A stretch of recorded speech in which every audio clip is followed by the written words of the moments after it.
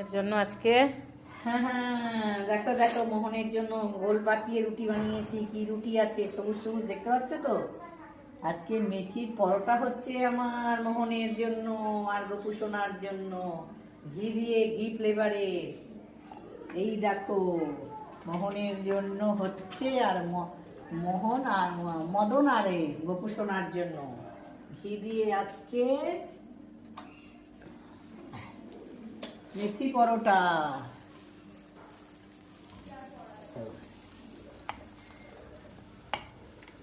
আরেকটা মিলে নি, মদন আর গপু দুজনের তো দুটো লাগবে। দুপুরবেলা কেমন লাগছে খাওয়ার আইটেমটা।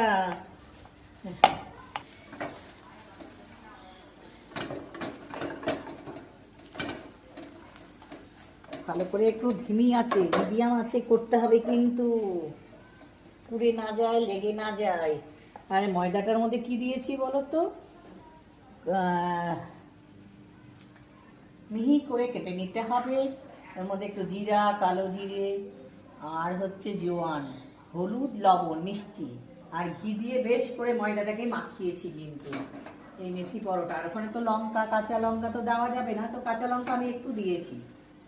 মদন আজকে যদি ঝাল খেয়ে বলে কেমন লাগছে, যদি ঝাল হয়ে যায় তা বলবে আমাকে। আর তাহলে এরপর থেকে একটা করে, দুটো করে কাঁচা লঙ্কা দেবো। আজকে আমি একটা কাঁচা লঙ্কা দিয়েছি মদনের জন্য। মদন তো একটু বড় আর গপু তো ছোট, সাথে তো দিয়ে দেবো চিনি, একটু ঝাল লাগবে না। এই দেখো হয়ে গেল খুব সুন্দর পরোটা। হ্যাঁ, দেখেছো? আসি তাহলে, বলো হরে কৃষ্ণ। কেমন লাগলো জানিও সবাই।